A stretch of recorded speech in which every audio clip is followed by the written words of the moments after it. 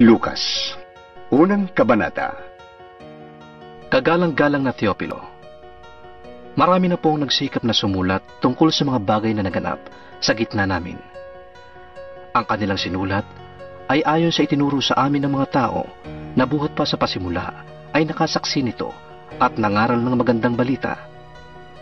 Kaya matapos kong suriin ng buong ingat ang lahat ng pangyayari buhat pa sa pasimula, minabuti ko pong sumulat din ng isang maayos na salaysay para sa inyo upang lubusan ninyong matiyak ang katotohanan ng mga itinuro sa inyo.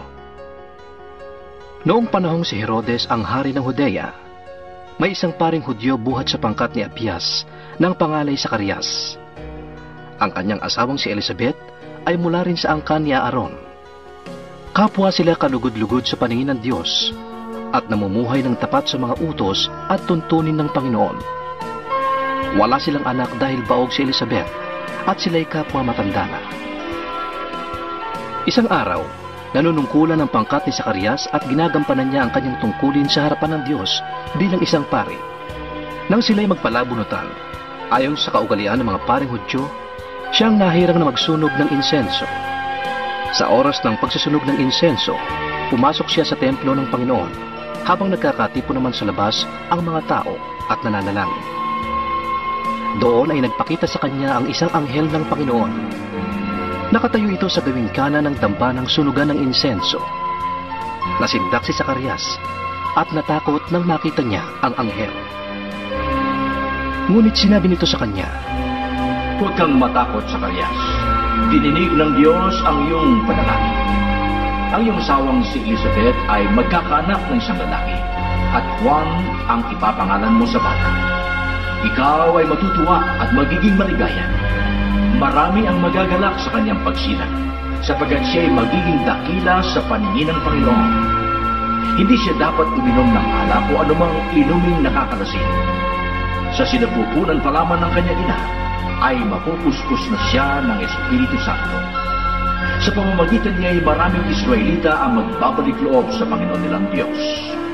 Mauuna siya sa Panginoon, nataglay ang espiritu at kapangyarihan ni Elias upang pagkasunduin ang mga ama at ang kanilang mga anak at panumbalikin sa daang matuwid ang mga suwain.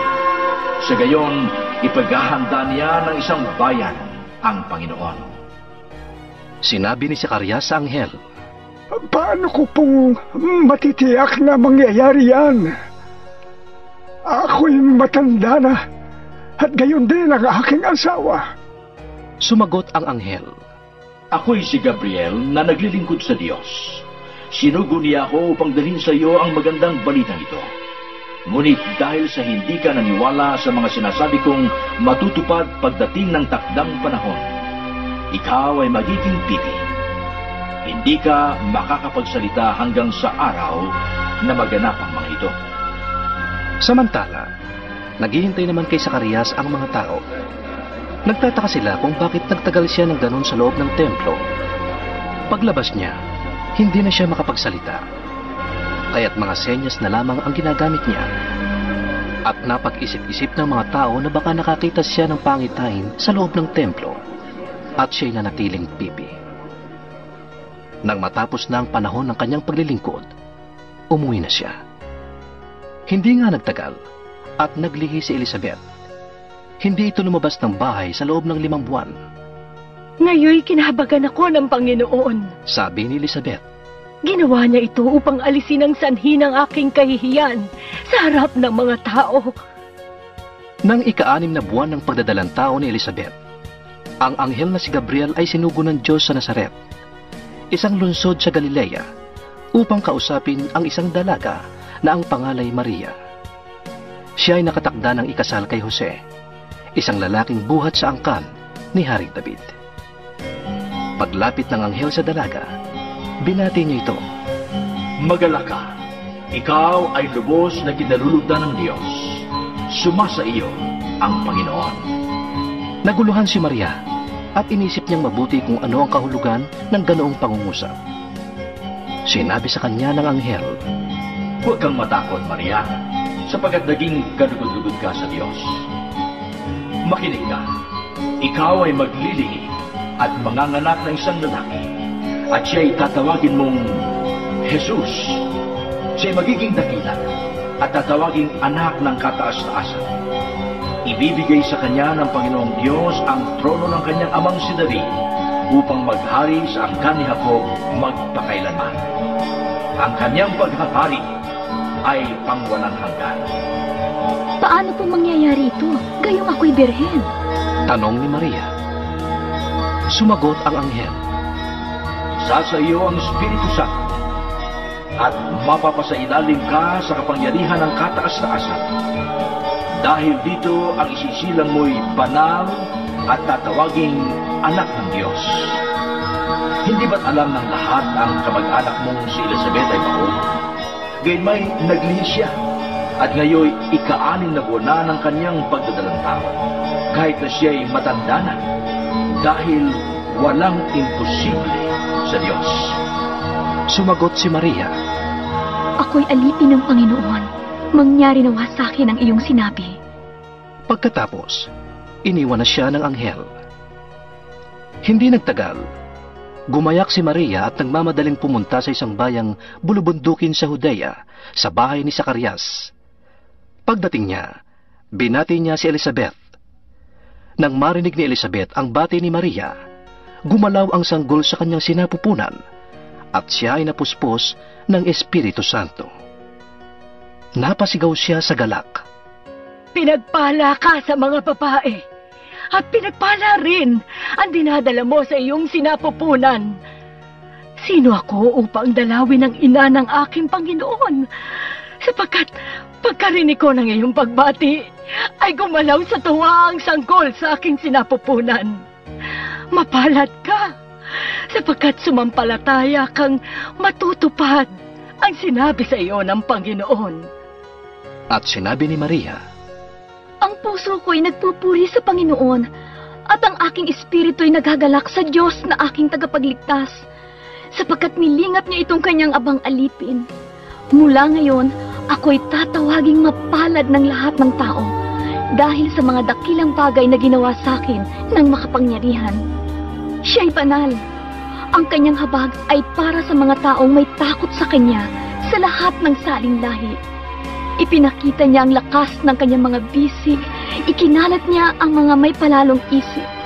Tinanggal sa kanilang luklukan ang mga may kapangyarihan at itinaas ang mga nasa abang kalagayan. Pinasagana niya sa mabubuting bagay ang mga kapuspalad at pinaalis ng walang dalang anuman ang mayayaman. Tinulungan niya ang kanyang bayang Israel at naalalang ito'y kanyang kahabagan. Tinupad niya ang kanyang pangako sa ating mga ninuno, kay Abraham at sa kanyang lahi, magpakailanman. tumira si Maria kina Elizabeth ng may 3 buwan at saka umuwi. Dumating ang oras ng panganganak ni Elizabeth at nagsilang siya ng isang sanggol na lalaki. Nagalak ang kanyang mga kapitbahay at mga kamag-anak nang mabalitaan nilang siya'y pinagpala ng Panginoon. Makalipas ang 1 linggo, dumalo sila sa pagtutuli ng sanggol.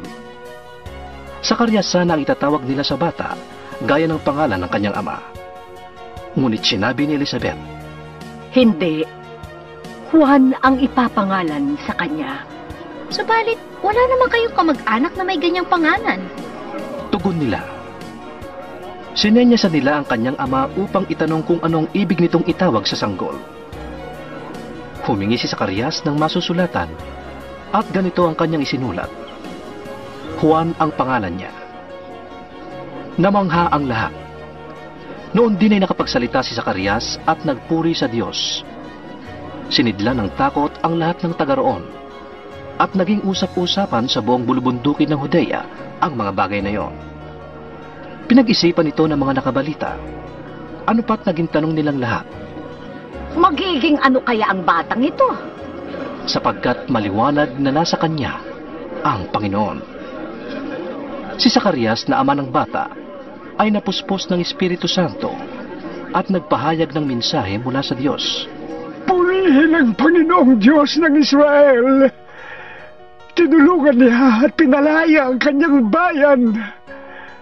Nagsugo siya sa atin ng isang makapangyarihang tagapagligtas mula sa angkan ni David na kanyang lingkod. Ito'y ayon sa ipinangako niya noong una sa pamamagitan ng kanyang mga banal na propeta. Na ililigtas niya tayo mula sa ating mga kaaway, mula sa kamay ng lahat ng napupuot sa atin. Ipinangako niya nakahahabagan ang ating mga ninuno at aalalahanin ang kanyang banal na tipan. Sinumpa niya sa ating ninunong si Abraham na ililigtas niya tayo sa ating mga kaaway upang makapaglingkod sa kanya ng walang takot at maging banal at matuwid sa kanyang paningin habang tayo'y nabubuhay. Ikaw na anak ko ay tatawaging propeta ng kataas-taasang Diyos sapagkat mauna ka sa Panginoon upang ihanda ang kanyang mga daraanan at upang ipaalam sa kanyang bayan ang kanilang kaligtasan, ang kapatawaran ng kanilang mga kasalanan. Mapagmahal at mahabagi ng ating Diyos. Magbubukang liwayway na sa atin ang araw ng kaligtasan. Tatanglawan niya ang mga nasa kadiliman at nasa lilim ng kamatayan. At papatnubayan tayo sa daan ng kapayapaan.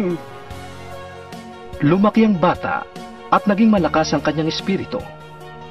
Siya'y nanirahan sa ilang hanggang sa araw na magpakilala siya sa bansang Israel.